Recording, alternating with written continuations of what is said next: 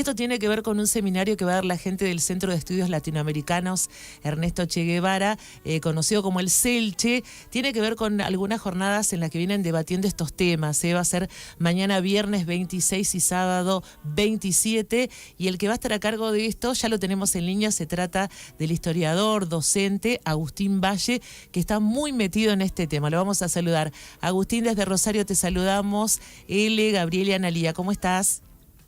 Hola, ¿cómo andan? Muy bien, buenas tardes. Bueno, Buenas esto tardes. tiene que ver con este seminario. Es un desafío hacer seminarios virtuales viernes a la tarde y sábado a la mañana, ¿no? Sí, sí, hacemos lo que podemos. Pero lo bueno es que la gente que esté va realmente a Quiere tener estar, ganas. quiere Va a estar. estar bueno, claro, está bueno y también puede estar en la comodidad de la casa, Sí. no lo obligás a salir a tomar un colectivo y a enfrentar al frío, es lo que quería decir. Quedó instalado un poco post pandemia, ¿no? Este tema de los cursos viernes y sábado, las maestrías, los cursos de formación tienen que ver con esta dinámica, ¿no es cierto, Agustín?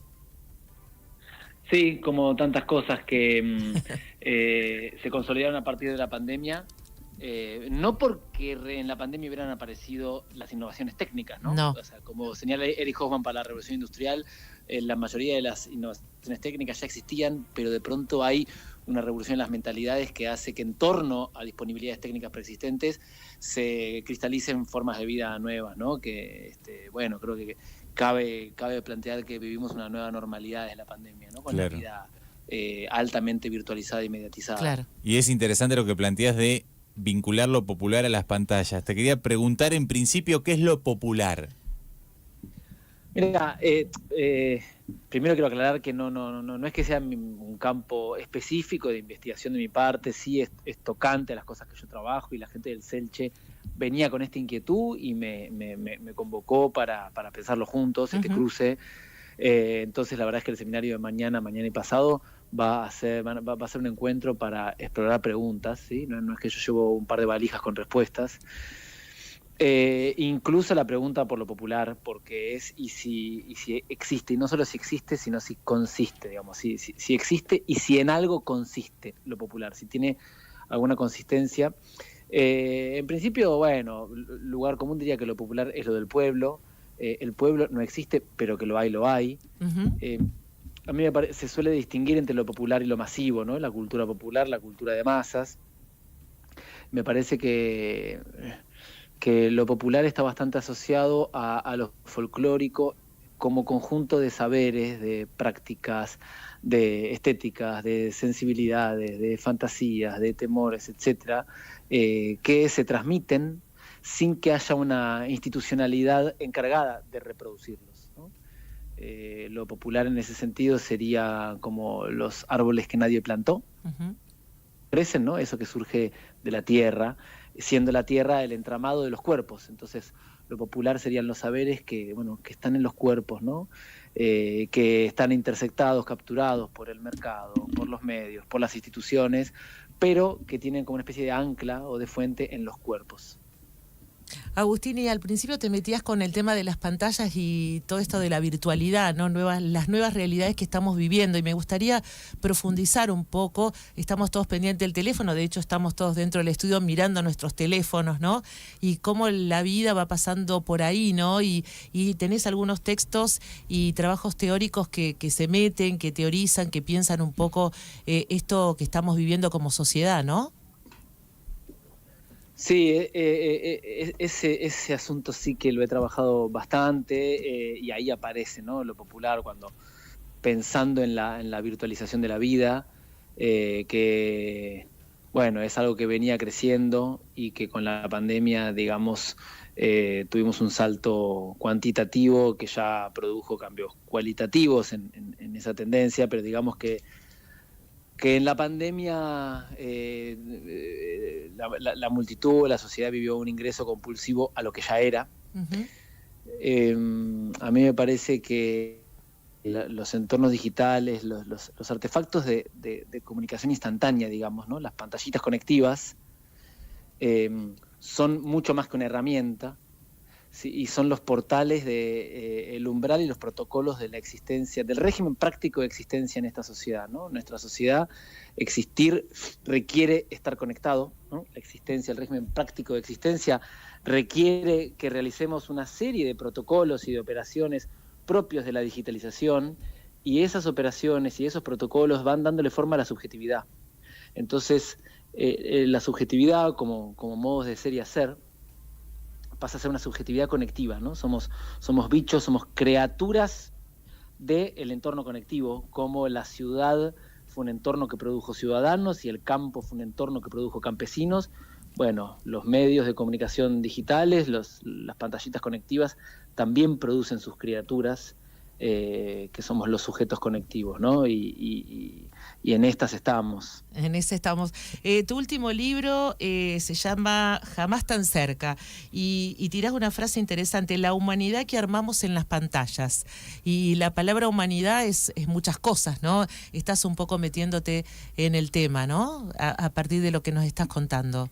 Sí, la humanidad que armamos con las pantallas. Con las pantallas, es verdad. Con las pantallas. Y perdóname que tenga el mal gusto de hacer esa pequeña corrección, pero me parece importante. No es apropiado, justamente. Sí, porque no me interesa tanto estudiar como lo que el mundo de la virtualidad como mundo separado, ¿no? Y lo que sucede en las pantallas únicamente, sino las pantallas como técnica clave de un modo de ser, de un modo de producción, digamos, ¿no? Las pantallas como técnica clave del capitalismo conectivo, ¿no? Como modo de producción que da lugar, como decía recién, a formas de ser, de hacer, de pensar, a formas de producir, de intercambiar, a formas también de percibir, de sentir, de pensar, de autopercibirse, que son específicas de esta época, ¿no? Claro. Y bueno, me parece que es un territorio de investigación que está en curso, súper amplio, desde distintas aristas. A mí me interesa particularmente lo que me gusta llamar una especie de teoría de las operaciones, que es pensar en cuáles son las operaciones concretas que los sujetos tenemos que realizar para habitar los ambientes que nos toca habitar, para sobrevivir los ambientes en los que existimos, en este caso el ambiente altamente conectivo, y que esas operaciones dan lugar a la subjetividad, ¿no? Que esas operaciones arman su propia lógica, como ser el chequeo, el likeo, o la selfie, o el bloqueo, o el scrolleo, sí. Y así un largo... O la cantidad de seguidores que tenés, o sea, eso también etcétera, te constituye. ¿No? Te constituye como en un lugar de poder incluso sobre otro. Sí, y si, digamos, la manera de mirarnos a nosotros mismos está filtrada o tramada por ese dato, digamos, ¿no? Hay una rendición de lo vivo al imperio de lo cuantitativo, ¿no? Porque un numerito, ¿qué es un número a priori, ¿no?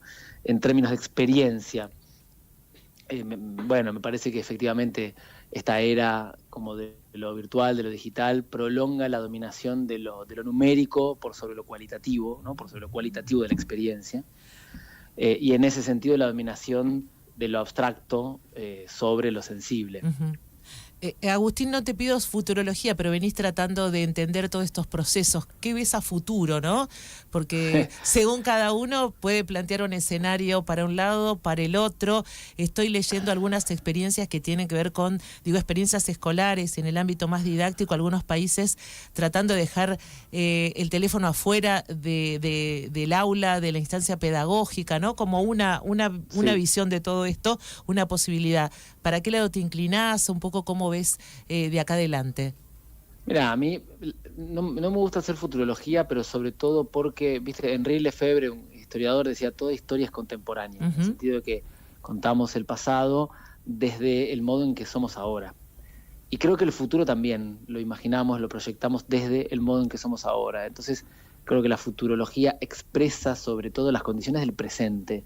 Y como el presente está muy roto y muy hecho pelota y lleno de desesperación, de veneno, de resentimientos, cunden las proyecciones apocalípticas, ¿no? Entonces a mí me parece más bien interesante pensar cómo darle aire al presente, ¿no? Cómo aumentar las zonas habitables en el presente, confiando en que eso puede ir desbloqueando el porvenir. Y ahí me parece que Yo saludo, digamos, esas iniciativas que destotalizan la omnipresencia de los dispositivos conectivos. A mí me parece que son interesantes porque, bueno, recuperan una cierta versatilidad para las formas de la experiencia humana. Entonces, que haya lugares, no sé, el otro día me decía un amigo que vive en Lago Pueblo, me decía que la novia de Bolsón, donde se prohibieron los celulares en toda la jornada escolar, incluso los recreos, y que la piba le decía, y de pronto hay recreos de vuelta, es decir, pibes pelotudeando juntos en el patio, charlando, mirándose a la cara, y no cada uno quedándose en el aula con el celular. Están buenas esas experiencias, están buenas. Nosotros aquí, y así hay un montón. Claro, aquí en la universidad tenemos una escuela que ha elegido eso, los chicos los dejan en un sobrecito cuando entran y primero se enojaron, por supuesto, y después entendieron mirá que podían charlar, ¿no? Y que justamente podían interactuar un poquito más. También, una escuela con orientación en teatro sociocomunitario que también decidieron colectivamente, la comunidad educativa, después mediante un proceso de 2 meses de conversaciones, asambleas, en todos los actores. Enojos. Enojos, todo, pero decidieron colectivamente, ya no sería prohibir, porque es una decisión colectiva, ¿no? Darse la regla. Acordar, claro. Exacto, acordar que no se usan los celulares, en ese caso era en las horas de clase, sí, en los recreos, incluso tuvieron que fabricar unos muebles para ponerlos, una experiencia recontra interesante. Como vos decís, una experiencia colectiva y discutida, que de eso se tratan justamente llegar, y en las instituciones educativas más, ¿no? Con los adolescentes.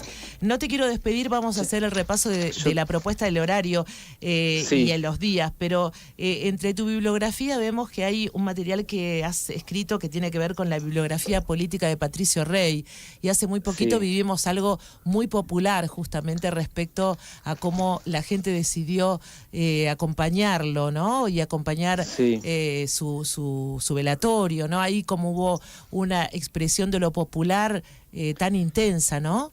Sí, ahí, bueno, comento esto para cerrar porque me tengo que ir a dar clase. A una reunión, pero sí, exactamente, en realidad a una EMI.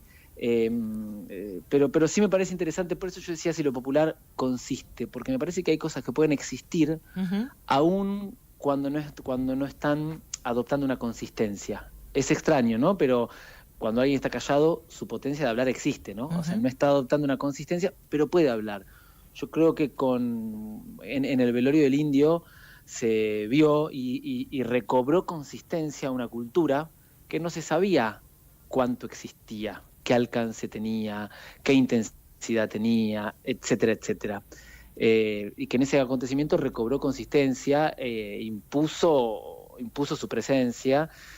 Y me parece que enseñó algo, ¿no? Enseñó varias cosas, entre ellas que hay una gestión posible de la tristeza que da lugar a la alegría del encuentro, aún entre la tristeza, ¿no? Un modo de gestión de los afectos, un modo de gestión del dolor, distinto a esta especie de contractura odiante, resentida que gobierna hoy la afectividad política en Argentina.